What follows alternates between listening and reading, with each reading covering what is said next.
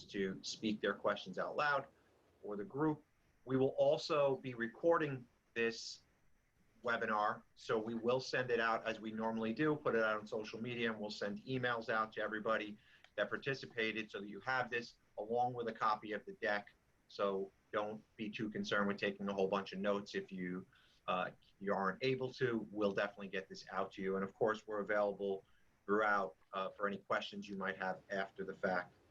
From a event perspective, our next event is going to be on October 15th, and we are excited about that, as well as we will be talking to Pat Flynn from Northwell Health, and she will be discussing wellness strategies from the lens of an employer and employees, which I think is really relevant, especially to the time we're living in right now. Many employers are asking us about wellness strategies and how impactful that is on their organization, and employees are looking for these types of benefits from their employer as well. So hearing Pat's insight will be very well received, I believe, and very insightful. So that's on October 15th. Today, as we mentioned, we will be discussing Medicare, and I do have our well, before I get to that, there's a couple other things that are happening by October 15th. One, as we all know, October 15th is both the open enrollment date for Medicare, but also is the cutoff date for the Medicare notices to employees. So you have to send out the Medicare Part D notices to all your employees that are 65 and over. At least most decide to send it out to all of their employees, but at least the 65-year-olds have to be notified of the credibility of your prescription drug coverage by October 15th. So we have those two things coordinating. And one other thing, and we'll try to interject this into the presentation today, there has been some changes in the group market with the coordination of Part B, and the carriers now will start to coordinate Part B with, if you are an under 20 employer, you will be Medicare, and Medicare is primary. They will start to coordinate your claims as if you had Part B. So if you don't have Part B and Medicare is your primary insurance, the insurance companies in the past had kind of looked the other way on that and were paying the claims as if you did have Part B, even if you didn't. Now that will change. So just look out for that. We'll try to interject more of that into the conversation. We've been sending out notices on this as well. So you've probably received our notices. Many of the notices have come from Health Pass and United Healthcare as well on this subject, but we'll talk more about it. If you have any other questions, let us know. I also want to introduce my colleague today, David Kay. David has been with the Vanguard agency for just about 20 years, and he is our Medicare specialist in the office. So David and I will be presenting jointly today, which will be interesting. And in light of recent events, David, I make a commitment to you that I will not interrupt you at all during this presentation, and I would appreciate if you did the same for me. Talking to me, huh? Okay. Just kidding, little levity there. So one of the reasons why we're hosting this today is because, not only because Medicare open enrollment is right around the corner, but many of our clients ask us about Medicare strategies for both owners of businesses and employees of businesses that are turning 65, and trying to determine whether being on a group plan is better for them than being on Medicare and purchasing supplements or Medicare Advantage plans. We'll try to dive into that a little bit today and interject some of our strategies that we use. Again, that's different for everybody, and I think you'll see that as we go through the presentation. So with that, I'd like to get started here.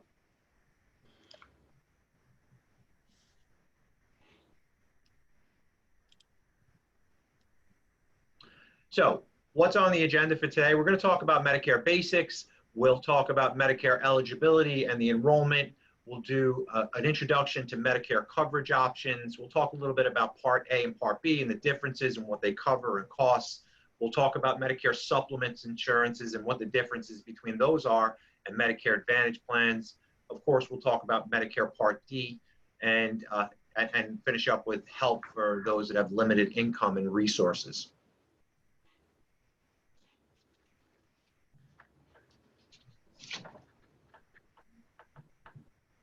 So what it's is very, Medicare?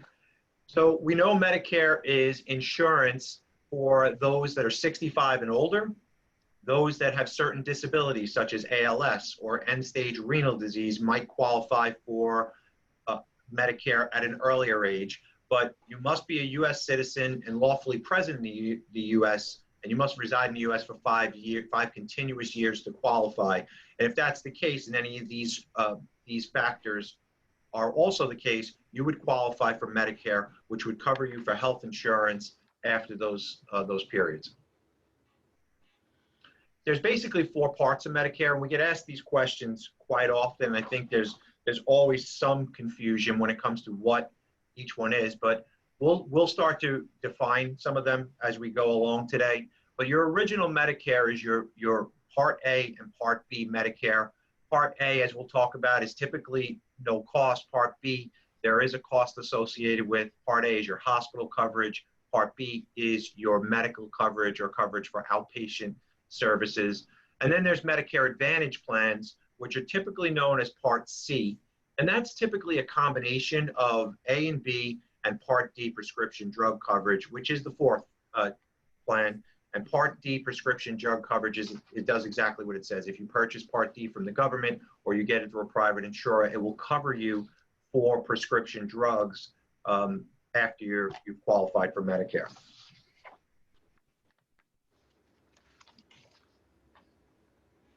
So there's typically 2 main coverage choices, but we'll add a 3rd in there if we're considering, because many people are on some type of employer-sponsored plan. Not everyone, but many are.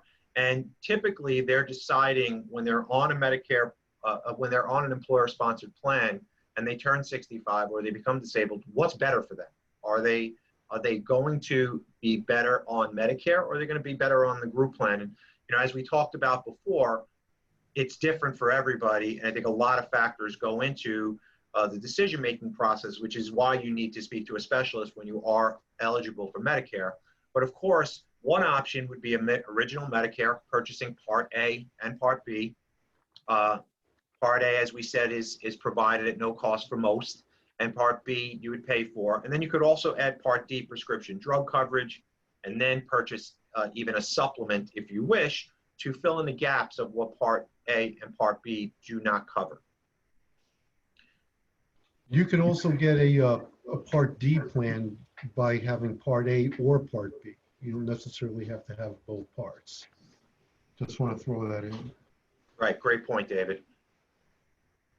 And then, of course, you have the second option would be a Medicare Advantage plan. And as we'll talk about later on, Medicare Advantage plans are more like what you might be used to from your private insurance prior to going and becoming Medicare eligible. So Part C is going to combine your Part A and Part B, and most of the time Part D coverages, and offer you a plan that's a lot like your HMOs, your PPO plans that you were used to when you were employed or before you elected Medicare.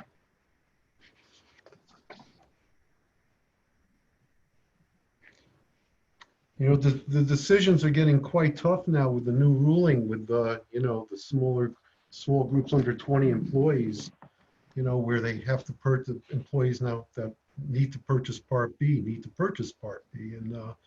And really, it really brings a real determining factor in cost, and their costs out of pocket. So it's a big decision for them, and they really need all the help they can get, some people, as far as really explaining their costs either way, through the group plan or through Medicare.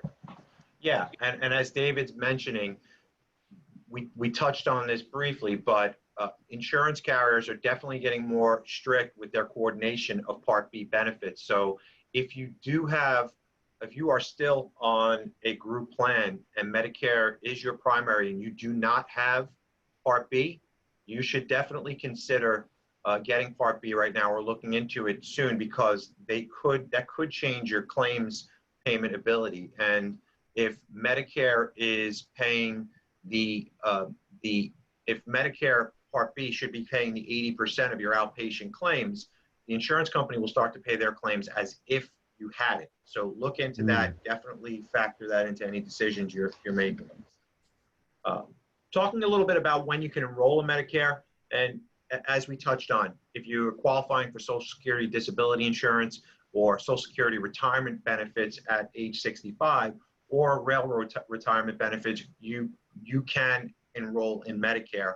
And some of the rules and decisions varying on depending on a few different things. You're going to base your Medicare decisions on your age, of course, your other coverage, like do you have coverage from your employer? Is that still available to you, and how long will it be available to you? How long you're going to continue to work for?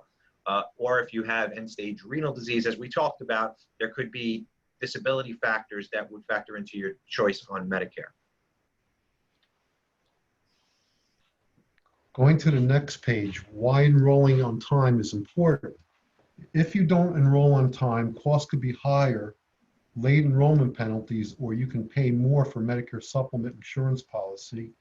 Coverage might be affected, like having a gap in coverage or a waiting period for pre-existing conditions. That varies by state. You might not be able to buy a Medigap policy or may have to pay more.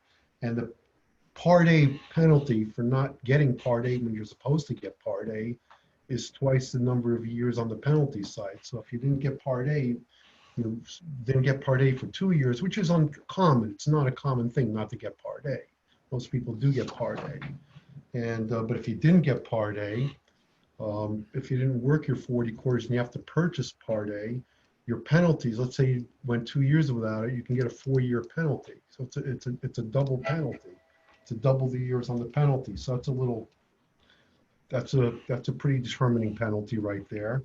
And then Part B and D, you have late enrollment penalties if you don't get Part B and D on time.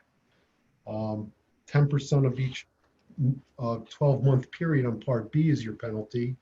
And then the Part D penalty, prescription penalty for not getting a prescription plan on time, is 1% of the national average. So of whatever the premium is on a national average. It's around $34 or so a month, 1% of that each month. So these little penalties could add up. Yeah, and David, just to add to your point, as you talked about who qualifies for Medicare Part A, generally, as David said, if you've worked and paid Social Security for 40 quarters in your life, you're generally going to get Medicare Part A at no cost. It's the Part B and Part D, as Dave mentioned, is where the cost is going to come in. Right. So moving on to the next slide. Sorry, these slides are a little slow here, but okay. So David, you want to talk about the automatic enrollment features a bit? Absolutely. Automatic enrollment is for those who get Social Security benefits at age 65 or railroad retirement benefits for all those national and federal railroad workers. You don't hear too much about railroad retirement benefits. The term doesn't come up that often. Also, initial enrollment period package is mailed 3 months before your age 65 or when you're 65, and disability is on the 25th month of disability, you start, disability collecting the benefits. That's when you can enroll in Parts A and B as well in the 25th month. And automatic enrollment includes your Medicare card being mailed out to you automatically. So that's automatic enrollment for Parts A and B. Automatic enrollments for disability, if you're 65 years and under, and if you're disabled, you're automatically enrolled. And if you're entitled to SSDI, Social Security Disability Benefits, for 24 months. If, God forbid, Lou Gehrig's disease is one of the diseases that Medicare will begin the first month that you're entitled to Social Security Disability Benefits with that disease. First month entitled, you're automatically enrolled. And that's the automatic enrollment disability. As far as must enroll, when it isn't automatic, if you're not automatically enrolled in Part A and B, and you're not getting Social Security or RRB benefits 4 months before you turn 65, you really need to call Social Security, call Medicare with Social Security, or go on the Social Security site. The number is 800-772-1213. I don't know who's making appointments in the local office these days. I actually think the local offices are still closed, if I'm not mistaken. I don't think they're open. you can certainly go online too and definitely enroll in Part A and B. There's an online enrollment you can do as well. If you're a railroad worker, you have a separate number to call, 877-772-5772. That's the RRB office. And those born in 1960 or later, they always change these ages around a little bit. Now you can get full retirement benefits at 67, while Medicare is still 65. But I know some people that we have a started comment. I'll just say there's What? somebody commenting here. Jeremy saying that some of the Social Security offices are still open by appointment. You know, I think there was a time where going to a Social Security office does not sound very attractive and not much of a fun afternoon. But being in a pandemic for 7 months, maybe that is a fun afternoon. Who knows? But you can certainly, as you say, do it online. Yeah. Yes. Sure. So just to talk about signing up for Medicare, and I'm going to let David touch on this as far as these certain times you can sign up for Medicare. There's basically 3 different times you can do this, and there's an initial enrollment period, a special enrollment period, and a general enrollment period that occur yearly, and you'd be able to make elections or changes for Medicare. So David, if you could just touch on the time frames and how these work during these periods, that would be great. Okay, you have 3 months before you turn the age of 65 is when your initial enrollment period begins, 3 months prior. Then the month that you are age 65, and then 3 months after the age of 65. That's your whole open enrollment period, initial enrollment period. It's a total of 7 months. And during your initial enrollment period, you can enroll, you can join Part A, Part B. You need both parts anyway to purchase a Part C plan, a Medicare Advantage plan, whether it's an HMO or PPO. So you need both parts for that. You need one part if you want to purchase a standalone Part B plan. It says and or Part B, so it gives you a choice of having either both or one part. And there's also a 6-month open enrollment period if you want to purchase a Medigap policy or a supplement policy. You have to have be age 65 and also have Part B for that. And that's called an open enrollment period for the Medigap supplement. So David, if I was approaching age 65, just to give an example here, would I be correct in saying that if I turned 65 on June 3rd and I started to enroll, I could start to enroll in Medicare as early as March, and that would take effect on June 1st. Is that correct? That would be the smartest thing to do, because usually the reality is it usually takes 6 to 8 to 10 weeks to, sometimes quicker, but usually it takes a period of time to get everything through the system so you can get your Part A and B card or Medicare number, Medicare ID number. No more socials. Now they use a crazy set of numbers and letters, which is a good thing. And I know a lot of people were complaining about using socials on their Medicare card. But you're exactly correct. Okay, great. So with that, let's move on to the next enrollment period, which is the special open enrollment period. So David, can you just explain that? Sure. The most typical that we go through here at Vanguard is the fact that somebody ending group insurance. I mean, because we do a lot of group insurance, and that's where quite a few people have a choice, whether they're leaving the company or not, as far as their benefits go. Maybe not so much as employment, but their benefits for sure. And they have an 8-month window, an 8-month period that they can enroll in Part A or B. 8 months is a long time. It's a long period of time. It's part of a special enrollment period, which, is the special enrollment period really kicks in when you're choosing why, how are you able to do this? Because then after having Part A and B, you can you can go and purchase a Part C plan, which is a Medicare Advantage plan. So, I mean, there are different types of special enrollment periods, but this particular one we're talking about is really from group enrollment. There are other types of special enrollment periods. If you move from one area to another, your doctors or your HMO isn't taking, in that vicinity, or maybe you just move outright from one state to another. There's all kinds of special enrollment periods. The one we're talking about is group coverage ending. So, and there won't be any usually no late enrollment fees if you stay within the guidelines of the 8 months and get things done that you really need to get done. That's what I have to say about the general enrollment period. And now the general enrollment period, really the definition of it is on the next page. That starts January 1st to March 31st. And it's a 3-month period that you can either enroll or join in Part A and B. And if you do that in those dates, then you're entitled to take advantage of the general enrollment period and register in a Medicare Advantage Part C if you have the both parts, or Part D if you have A or Part B, if you only want the Part D standalone. Then your coverage begins July 1st. So it's a very interesting period, the general enrollment period. It's definitely different than the initial enrollment period.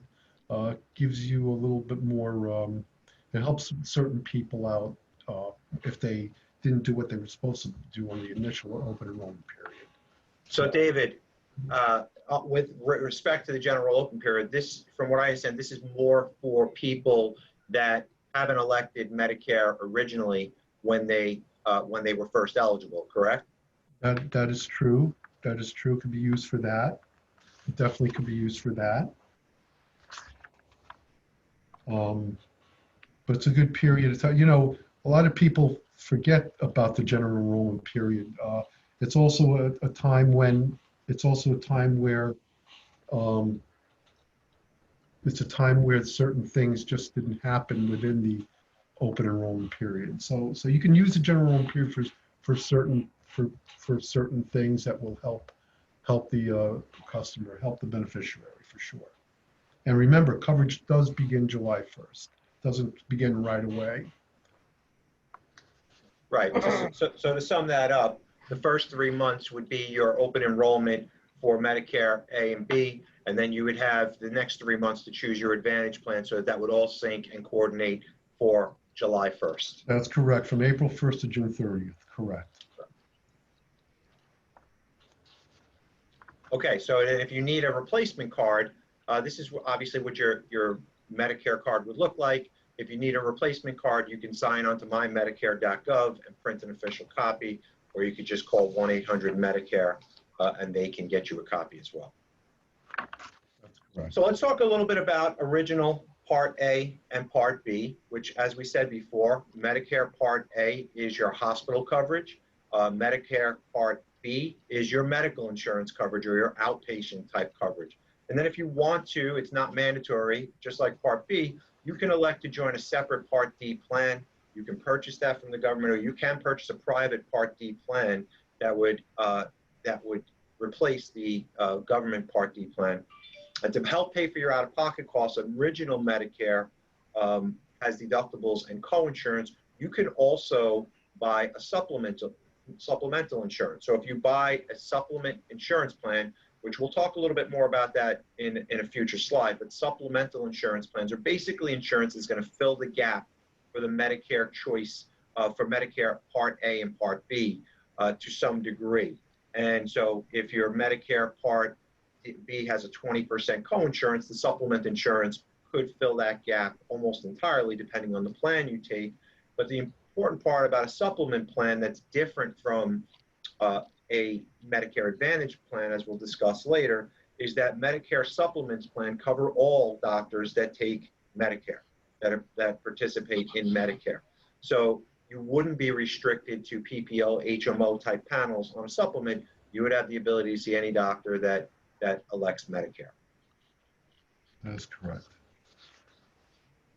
And with that, just talking about what Medicare A covers, and as we said, it covers hospital coverage, which is going to cover inpatient care, which is your semi-private room, your meals, your nursing, supplies, things, all that, the things that you would have access to in a hospital. Inpatient skilled nursing facility after a related 3-day inpatient hospital stay could be covered if you meet all that criteria.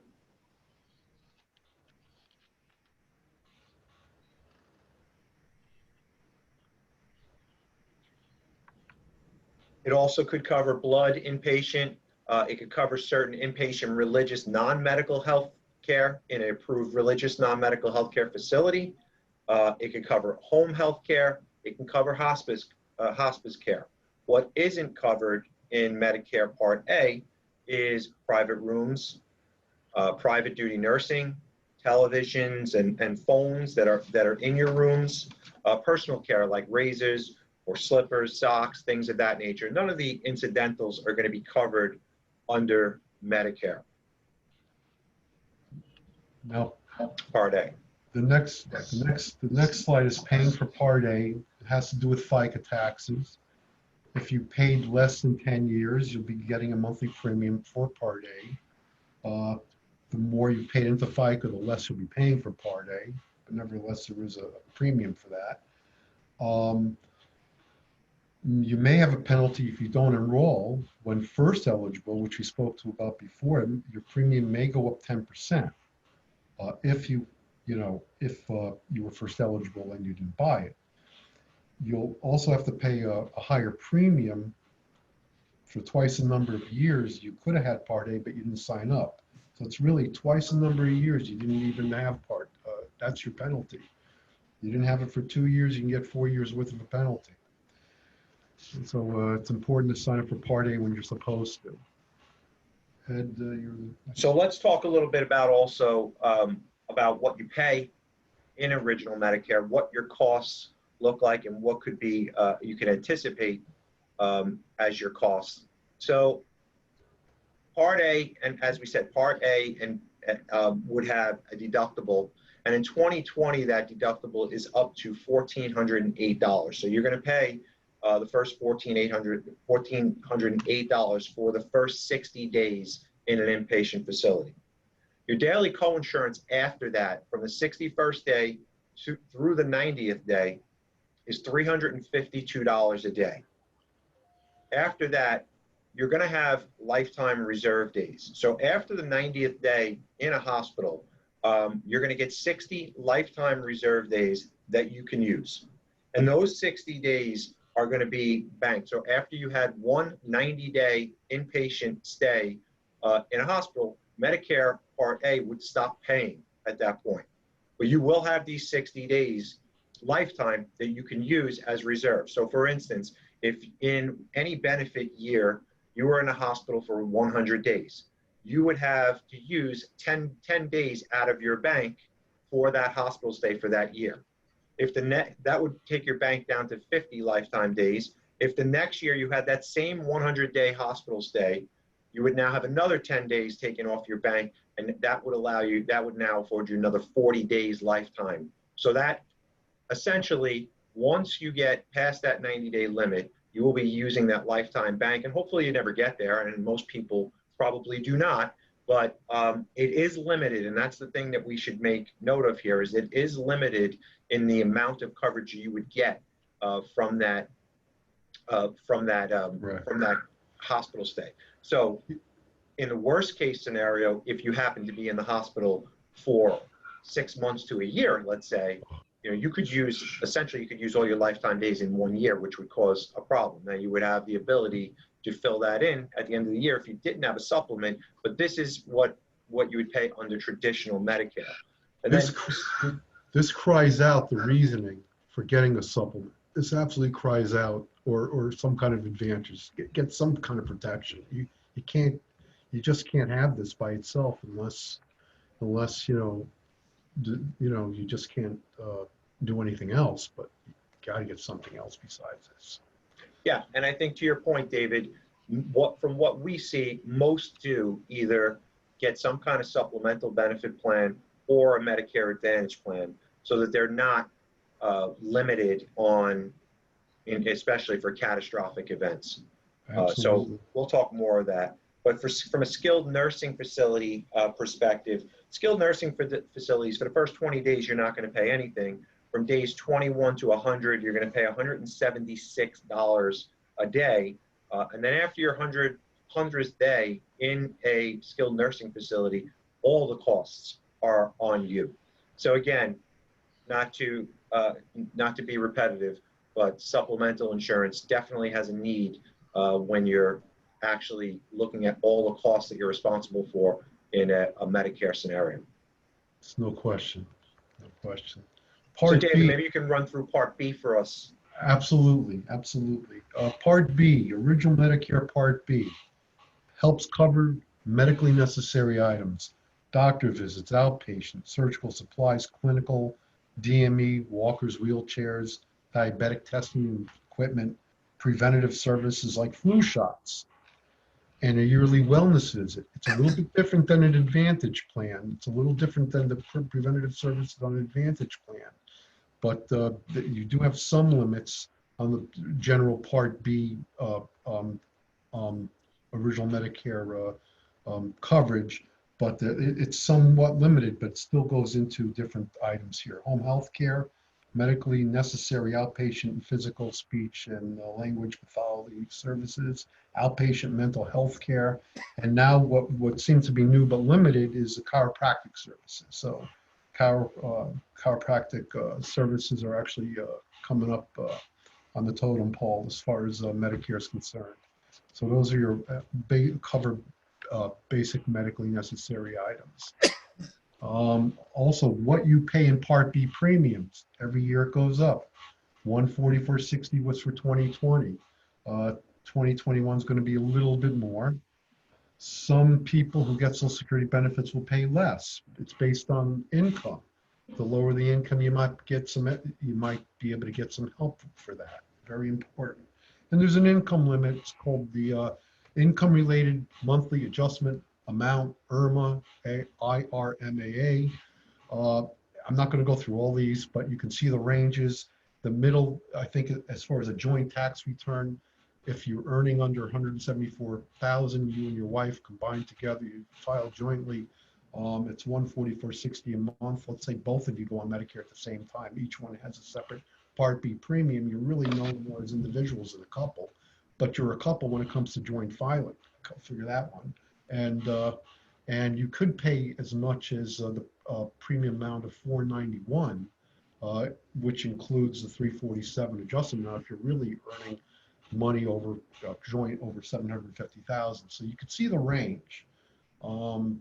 Yeah, and just to add to that, David, I think this is one of the key things that comes up when we are evaluating employers or their employees and whether they should stay on a group plan or move to Part B. It really depends on a few factors, as we said before, and age and health and different types of prescription medications you might take. But from a perspective of outlay, when you're evaluating true cost, if you're a higher income earner, you can see these costs can get somewhat costly here. So that could diminish the advantage that some would get by moving off to Medicare completely. But again, it's different for everybody. There's some that get a huge advantage out of it and some not as much. You definitely have to factor in what's going to be primary as well. And as we mentioned before, it's a good time to remind that Medicare is, from a Part B perspective, you do have $198 deductible every year, and then 20% co-insurance for most services like doctor visits, preventive services, mental health, things like that. That's all going to go towards that 20%. So that's typically what you would pay. However, if you have private insurance and you work for a company that has under 20 employees, you are considered a small company. And if you are working for a small company, that company's, your primary is going to be Medicare. So Medicare will become your primary. So the insurance company, if you decided to stay on your group plan or your private insurance, the insurance company may now start to pay the claims as if you did have Part B.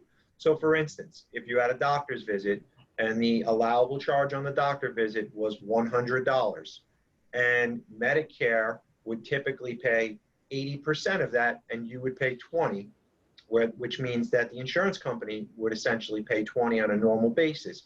If you do not have Part B and you never signed up for Part B, the insurance company may now coordinate that benefit as if you did, and therefore you would be responsible for that $80, that 80%, which would typically be paid by the insurance company. So this is starting to occur more now than ever. United Healthcare has been very aggressive with this lately. We sent out many notices on this in order to notify people of this and make sure that people are evaluating whether they should sign up for Part B or not. This is just another good time to remind everybody that if you do have Part B, if you do not have Part B, I should say, and you are on private insurance, you may want to consider purchasing it. And we have a question in here about if you stay on your small group coverage when you turn 65 and then defer signing up for Part B, will you be subject to the Part B penalty? In most cases, if you've had continuous coverage, the answer is no. David, do you want to add anything to that on that question? Yeah, no, as far as if you have credible coverage and, and your group plan has as much or better benefits or as many benefits as original Medicare, you're not going to run into any issues with penalty. Right. The interesting letter that you do get, a couple of weeks after is the biggest thing. It's not to get excited about. It's just a letter that comes from CMS is to make sure that your prescription drug coverage is as equal or better than the group, the medical coverage that you get from the group plan is as equal to Medicare Medicare plan coverage through separate insurance carriers that cover Part D plans. So as long as that's the only letter that you're really going to get is regarding Part D, and that's not an issue if you have a very good group health plan that has credible drug coverage. So, but getting back to the other situation, there's some families that really, people start families later in life. So getting back to the Part B expenses and the money being made and the penalties that you could pay for adjustable income and all that, it's a challenge sometimes and we really have to go through the numbers very carefully because you may have a family with kids, father just turned 65, mother and kids still that's down the group plan. There's a lot to consider. So very interesting stories that come up, especially in this field, and I'm sure Ed could attest to that as well. So what isn't covered by Part A and Part B? So some of the items and services that Part A and Part B don't cover are dental, eye exams, cosmetic surgery, acupuncture, hearing aids, long-term care. So these are some of the things that you're probably used to anyway, because most group plans don't cover these either. So not much of a culture shock there. These are some of the items that are commonly not covered by many group or private plans. But I will say that for dental, hearing, and vision specifically, if you're on a Medicare Advantage plan, you might actually get those coverages included in that Medicare. Depending on the company and the plan that you work with, you might actually find plans that will include dental, hearing, and vision as part of that. So look out for that as you're signing up for Medicare Advantage plans. That's true. Yeah. All right, we're going to talk about supplement insurance. Obviously, you need both Parts A and B to purchase a supplement plan. You can add Part D as a standalone drug plan you don't have to get Part D with a supplement. It's standalone, but you should purchase Part D even if you're not really taking prescriptions. It's sold by private insurance companies. It fills in the gaps of the original Medicare. The supplements do. There's a variety of supplement plans you can choose from. Not all companies offer the same amount of supplement plans. And all supplement plans really have to have the same benefit per state. So while those remain the same, not all insurance companies have to offer as many supplements as there are to offer. So that's up to the insurance company. So, and on that point, David, so again, just circling back to something we mentioned before, with supplement plans don't have networks. So you're going to have coverage for any providers that don't provide, that do participate in Medicare themselves and accept Medicare as a payment.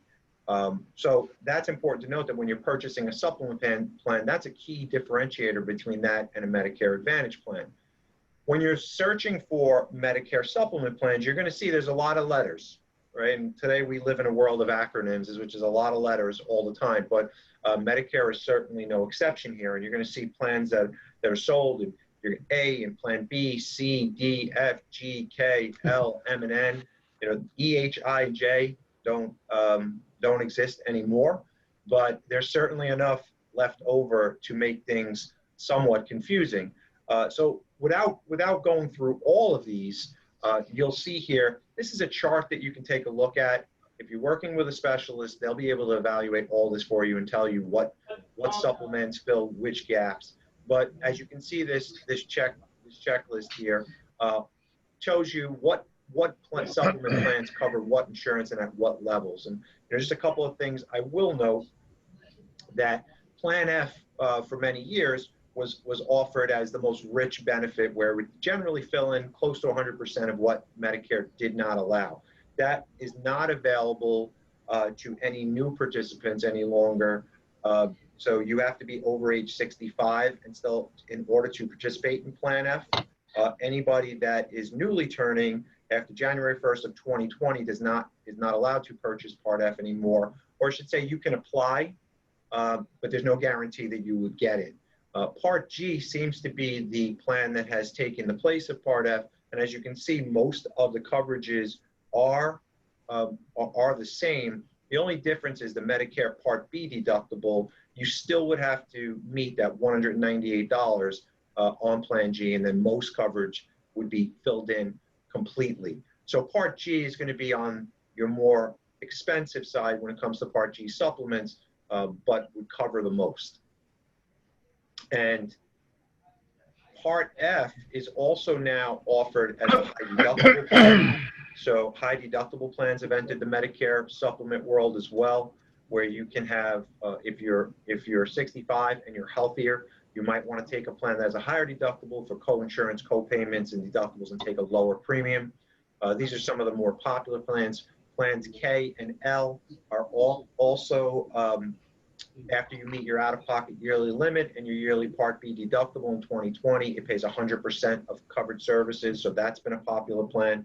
And then Part N has been a popular plan as well, as that pays 100% of the Part B co-insurance, but still leaves you with some co-pays. But again, when you're moving from the group market to, or an employer-sponsored plan to Medicare, you're used to paying some sort of copay. So anyways, on most services, so that can be, in most cases, very digestible. Now, So, go ahead. with that in mind, let's talk about some Medigap changes. No.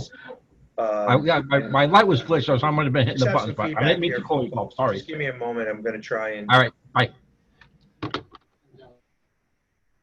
Hopefully that will do the trick. So for some changes in 2020, on or after January 1st, 2020, no standard Medigap policy may provide coverage of the Part D deductible. So Part B deductible is at least going to be your responsibility on any of the plans. Insurance companies can't sell standardized plans C or F to people newly eligible. That's what we talked about before. So if you're turning 65 after January 1st of 2020, you're not able to get Part C or Part F anymore. Getting premium-free Part A as of January 20, you're eligible if you're getting premium-free Part A as of January 1st, 2020. A person who isn't newly eligible for Medicare on 2020 can apply, as I said, to buy Plan C or F, but there's no guarantee, there's no guaranteed issue, and there's no guarantee that you would get that coverage. And insurance companies may sell Plan C or F to those getting Medicare retroactively if their start date was before January 1st, 2020. David, you want to talk about Medicare prescription drug coverage a bit? Absolutely, absolutely. It's a Part D. It's known as Part D. Prescription coverage. It's an optional benefit available to all people with Medicare, run by private insurance companies, provided through what they call Medicare prescription drug plans, PDPs, that work with original Medicare. Medicare Advantage plans, you have to, the prescription plans are already built in.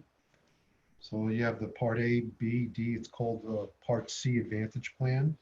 Some other Medicare health plans like cost plans. And, Part D, it's a good tool, Part D, good companies, decent premiums. Most of these Part D plans now have deductibles, not for all tiers.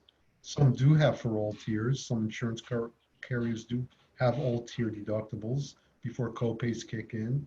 Some only have for the higher tiers, let's say 3, 4, and 5. So that's stuff we can always look on Medicare.gov and come up with those plans. Costs vary by state. So do monthly premiums. Yearly deductible, if applicable, most have for different tiers, like I was mentioning. Co-pays, co-insurance are part of the Part D plan. Percentage of costs while in the coverage gap beginning at $3,820 for the year 2020. And after you spend $5,100 out of pocket, automatically you go to catastrophic. That's taking a lot of prescriptions through the year, but nevertheless, catastrophic copays are very low, much lower at that point. So Yeah. So just to add to that, David, I think that's a key. Another of the key points that is important to the evaluation process, and that's something that I know that David does very well when evaluating prescription costs. It definitely goes into, from the financial standpoint of when you're looking at your private plan versus Medicare, evaluating your Part B costs, of course, and your Part D premiums and your supplement premiums, but your prescriptions and how that will impact this gap, or what they commonly refer to as the donut hole in the past, is definitely going to factor into your costs. So your costs are going to be a percentage, as David said, until you get to that $3,820 in annual prescription cost.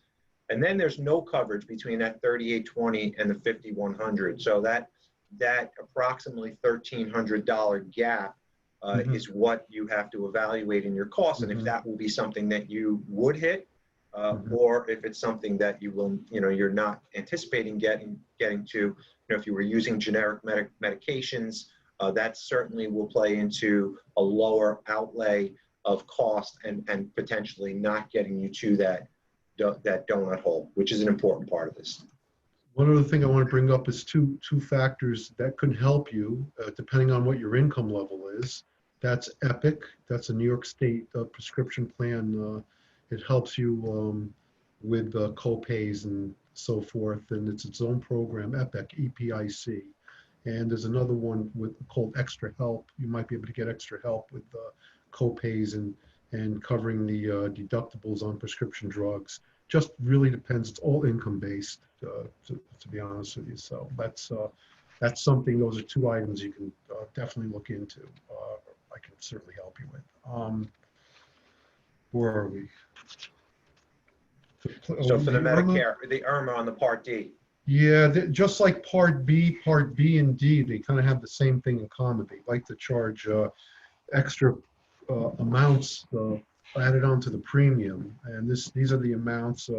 Basically, it goes by the same joint filing of $174,000 for a couple.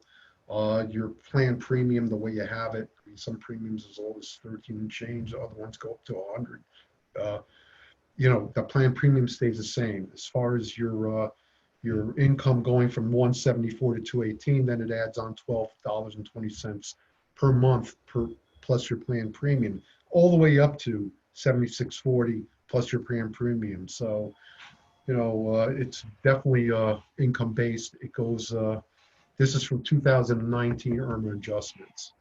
So in the year 2021, it looks like it's going to be for 2020 IRMA joint tax filing amounts that they're going to be looking at. Yeah. And David, I think that's a great point. And something you were touching on there is, I think it's important for everyone to know that when they're evaluating these income-based costs on Part B and Part D, there's a 2-year look-back period on it. So if you're seeing yearly income in 2018, the reason for that is because we're in 2020. So we're evaluating these costs based on what the 2018 income was. And so, as David said, as we move forward to 2021, that would adjust to the 2019 scales. Okay, so Part D, it's optional. How Medicare Part D works. It's optional if you choose a plan and join, may pay a lifetime penalty if you join late. 1% of the national premium average, which is somewhere in the mid 30s right now. It's 1% of that each month, tacked on. Plans have formularies, lists of covered drugs, must include range of drugs in each category. So there must be a range of drugs in each category that has to be on the formulary drug list of whatever illness we're talking about, whether it's diabetic, whether it's any kind of other illness. There must be a range of drugs for each category in the formulary list. Any subject to change, you will be notified by mail. Your out-of-pocket costs may be lower if you use a preferred pharmacy. It's very important. Try to use a preferred pharmacy. Certain companies have great deals with certain chain pharmacies. So, but that's always going to be in the informational booklet that you're going to get. It's something obviously we examined while we're covering the drug costs anyway, see what's really going to cost you. If you have limited income and resources, there's extra help to pay for Part D costs. So very important if you think that there's no reason why you wouldn't apply for extra help if you really think that might help you, and we can give you an income background of what's a good who it's really going to help or not help. Yeah.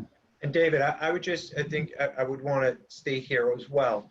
This is very similar to insurance the way it's been probably your entire life, right? And as we've progressed, and obviously costs have progressed, it's very important for us to use cost reduction strategies and tools and resources that we can to help us drive down costs. And one thing we talk about a lot in our group meetings is a simple tool that you can use for your, you can download an app on your phone called GoodRx.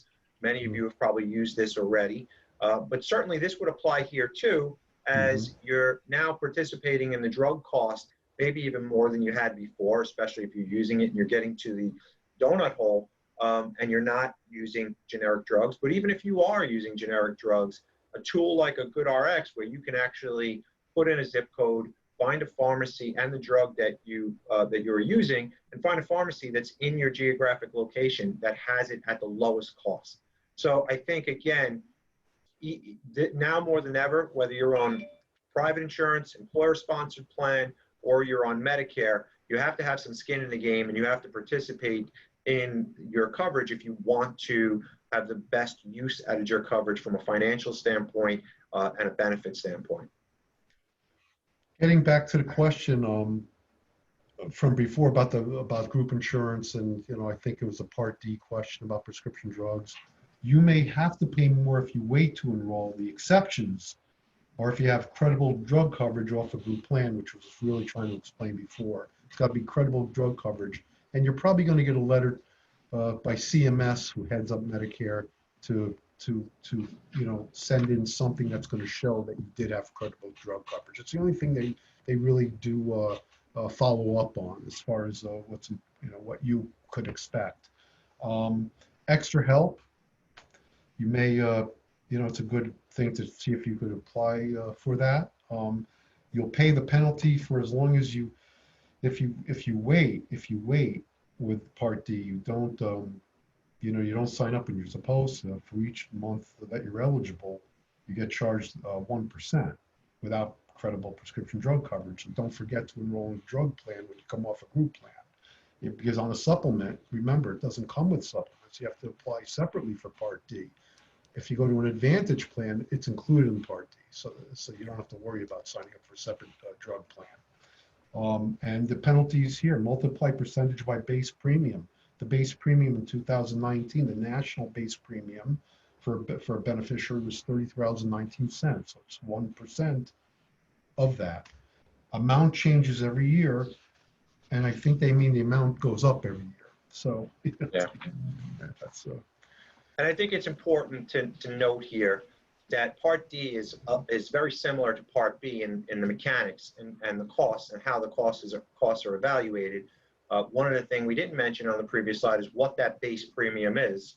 So on the IRMA scale for Part D, those costs as your income escalate add to the base premium cost, which is $33.19 in 2019. So that's your base premium for Part D coverage if you buy it through the government, and you would just add on top of that the cost that's associated with your income tier after that. So I think that's important to note.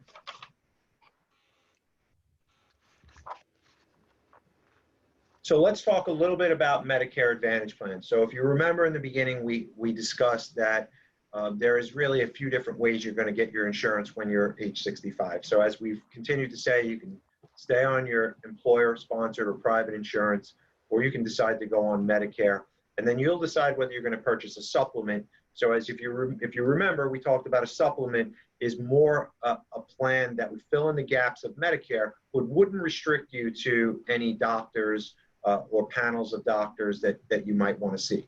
So Medicare Advantage, or what it's known as is Part C Medicare, is a little different, and it works a lot more like what you're used to, your private insurance.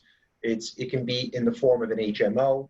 It can be in the form of a preferred provider organization, PPO, where you might have in or out of network benefits. It's offered by Medicare-approved private companies that follow the same guidelines that Medicare sets. So most of the core benefits of Medicare are mandatorily covered in Medicare subs, Medicare Advantage plans. But you might, again, how it's presented, it will roll Part A and Part B into your plan with a Medicare Advantage plan through the company that you're representing, and you will pay that company a premium to have a plan that will look similar to what your private insurance looked like before. So you'll still get your Part A and Part B through original Medicare, but it will be rolled up into an Advantage plan. And some of the Advantage plans over the year can be more cost effective than supplement plans. So if you're still in a position where you have relatively good health, you don't use a lot of doctors, and you're certainly okay with being able to stay within the panel set forth by the Medicare Advantage carriers, and you don't have a lot of out-of-pocket costs or usage, you might find that a Medicare Advantage plan will offer an incentive financially from a cost perspective. Of course, you would still have to evaluate the different benefits that are in the Medicare plan. But again, this will look a lot like what you're used to when you see private insurance. You'll see copays, you'll see deductibles, you'll see in and out of network benefits, out-of-pocket maximums, things like that. That is the language that's, and copays for prescription, because typically the Part D can be rolled in there as well. So you'll see a prescription plan that will have a backing of Part D, but you'll see it'll look a lot like your private insurance. So you might have a 3-tier prescription formulary that you would use that would charge you copays for generics, for brand names, and for non-formularies if that's covered. I mean, usually they couldn't go up to 5-tier. I mean, sometimes there's a tier just for the injectables, and so sometimes there are up to 5 tiers on the prescription plans. Great.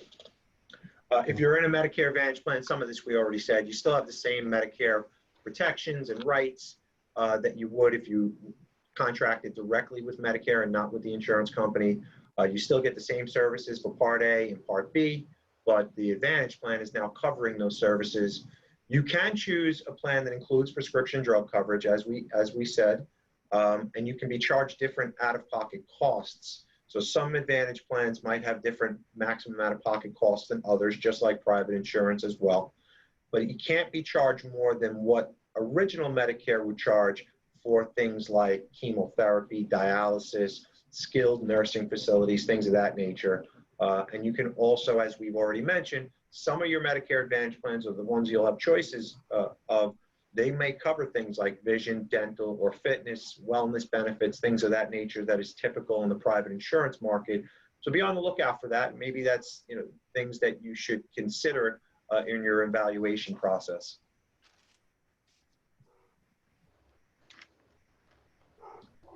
One thing to note that where Medicare Advantages are sold are geographically limited. So there could be some plans that are available in certain counties and others in that are not. You may pay different costs according to the county you live in. And some may, as I said, not sell in that county at all. You and your provider can request to see if an item or service will be covered by the plan in advance. So you can actually predetermine if there's services that you utilize. You can actually contact the carrier, which this is somewhat different than private insurance because in the group market, because that's very difficult to do ahead of time when you're on when you're not on a plan as of yet. But here you can contact and cover and find out if your benefits are covered ahead of time. Like we said, each plan can charge a different out-of-pocket cost and have different rules. And these rules can definitely change every year, and they most certainly do.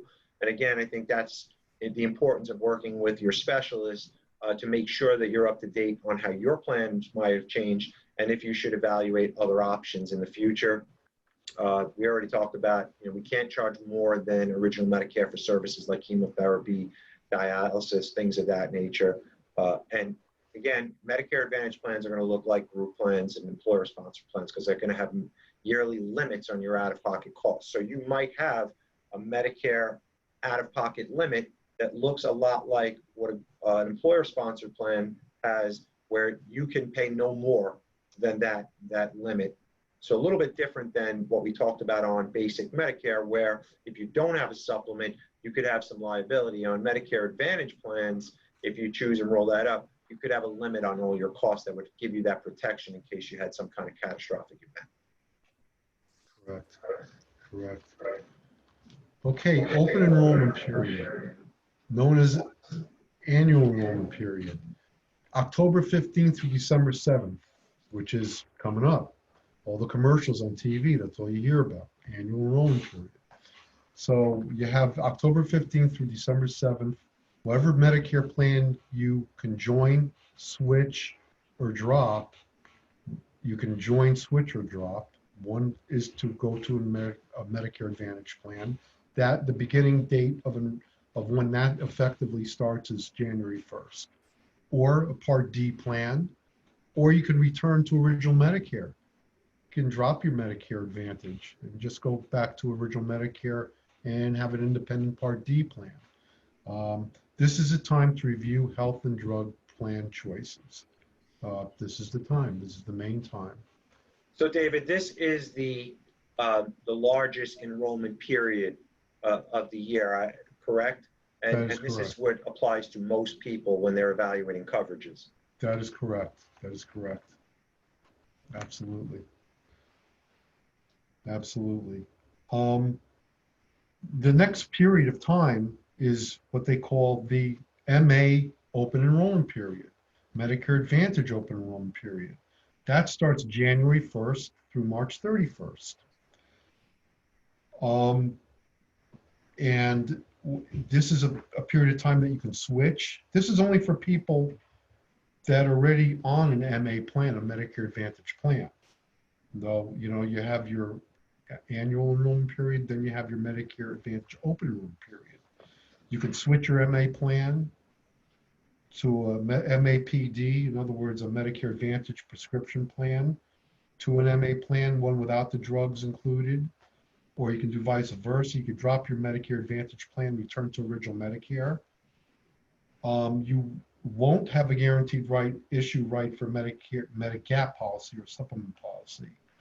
And again, you must already be an MA plan in an MA plan on January 1st to use this enrollment period, because that's what it's there for, to change whatever plan that you decide to go with, and you don't want that anymore. You want something else.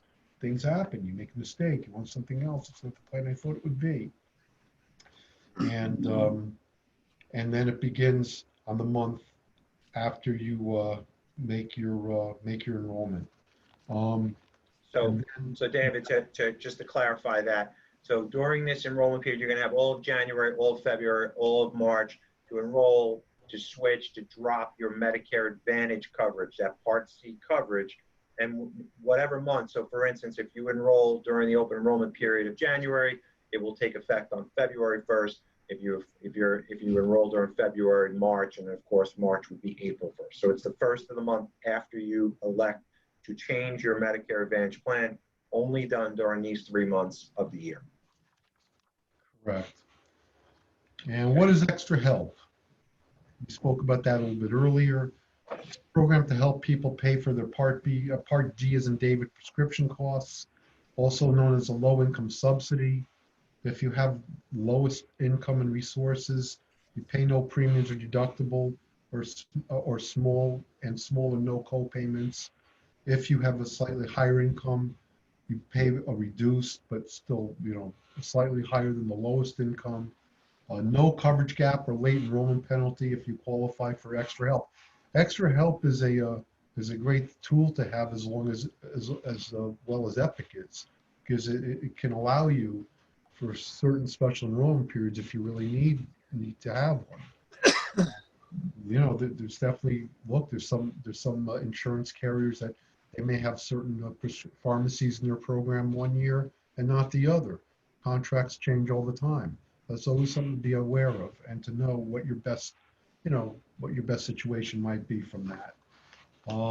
As far as qualifying for Extra Help, you automatically qualify for Extra Help if you get full Medicaid. Full Medicaid. It's called full dual Medicaid, or SSI, supplemental security income. Or you can get help from Medicaid by paying your Part B premiums.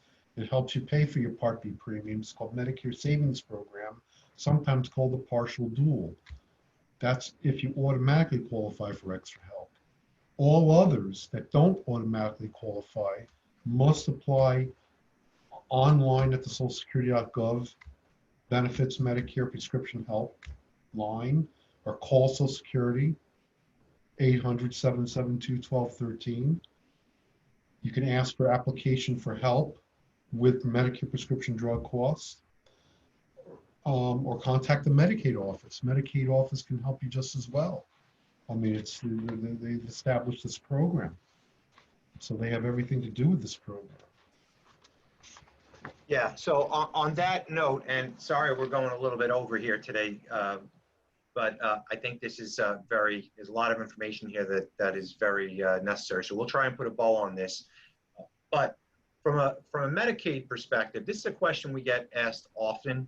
I think that it's something that's often confused. Medicare and Medicaid are, they sound alike, and often we get a lot of confusion on what those are. But Medicaid is actually a joint federal and state program that applies to those with low incomes.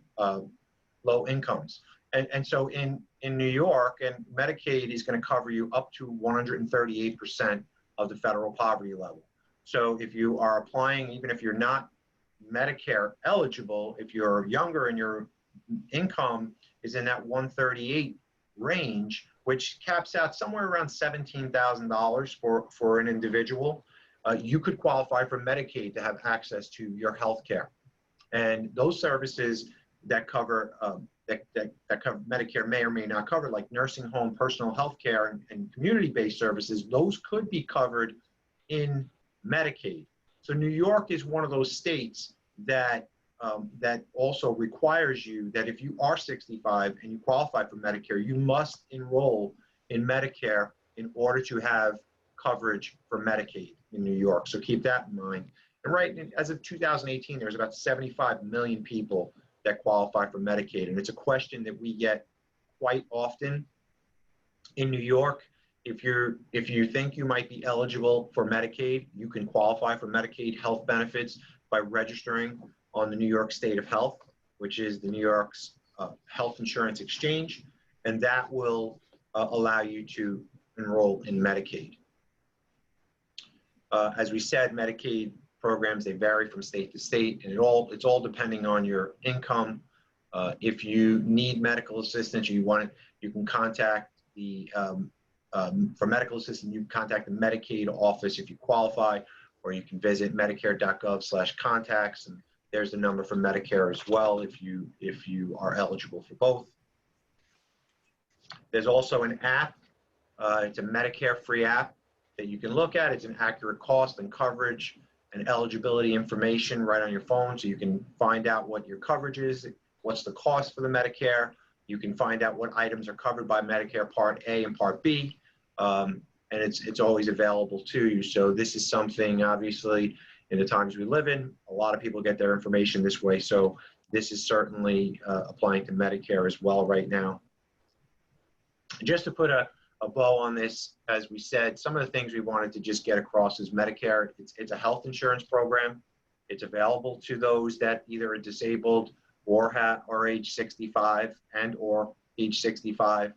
It doesn't cover all your costs, so you're definitely going to want to consider supplement or Medicare Advantage programs to make sure that you're fully covered. Because as we said, basic Medicare does not have any limits in out-of-pocket costs. So for things like hospital type services, when you get past the day allowances, you could wind up having significant out-of-pocket costs. So you definitely want to evaluate supplement and advantage programs. There's definitely a host of programs that are available now for those with limited income and resources. You know, we talked about this a few times, but decisions affect the type of coverage. There's a lot of things that go into what type of coverage you should get. Similar to the way we evaluate these decisions before you're age 65 or eligible for Medicare, but because of the coverages can be different than what typical employer-sponsored or private insurance is, it's really important that you get granular, you talk to a professional, and you know exactly what your usage is and how that will be impacted by the coverages you select with Medicare. And as we talked about the different timeframes, decisions are definitely time sensitive. There are definitely different parts of the year that are available for Medicare changes depending on the type of plans you have. And just to wrap it up, we're here for any questions you have. David Kay is our Medicare specialist. He's been with us for almost 20 years. He works with all of our employers or employees of employer groups that we represent that are turning Medicare. Many times we are turning people, not turning them away, bad word to use, but there are many times where employees come to us and say, hey, evaluate my Medicare situation, and we're telling them that maybe Medicare is not right for you at this time. You might be better suited on your private plan, either from a perspective of high prescription costs or high income. There's certainly a lot of factors that go in, but the one thing that we can get across is that in our firm, David will help you get an unbiased evaluation of what you're supposed to be looking for when you evaluate private insurance to employer plans. So anybody that has any questions after the fact, please feel free to reach out to us. As I already said, we are going to send out this deck, so you will have it. We will also send out a recording of this video, so you'll have that as well. I'm just going to take a quick look at the chat to see if there's any questions that we didn't answer. I'm not seeing anything as of right now. No, looks like we've covered pretty much everything that was in the chat. David, anything you'd like to mention before we wrap up? Sure, just, you know, even just family members, friends, I mean, if anyone has any questions at all, anybody that you run into, I mean, it's a very, you know, some decisions are very complicated, difficult. If somebody loses their group health insurance because they thought they knew what they were doing and loses it by mistake, and they can't get it back, it's a rough situation for them. So anything that really needs to be answered and followed through, please give us a call. That'd be great. Thank you. Thank you. And David, thank you for your input today. You did a great job. And thank you to all for joining us today. We hope you found it informative. Look out for our invite, which will be going out shortly for our October 15th event. It will be on wellness strategies for employees and employers. I will throw in there that could be definitely relevant for Medicare beneficiaries as well. I think everybody can benefit from the information we're going to be providing in that one. And we have a great speaker from Northwell Health, Pat Flynn. So look out for that invite. I wish everybody a great week, great day, and we look forward to seeing you soon. Have a great day.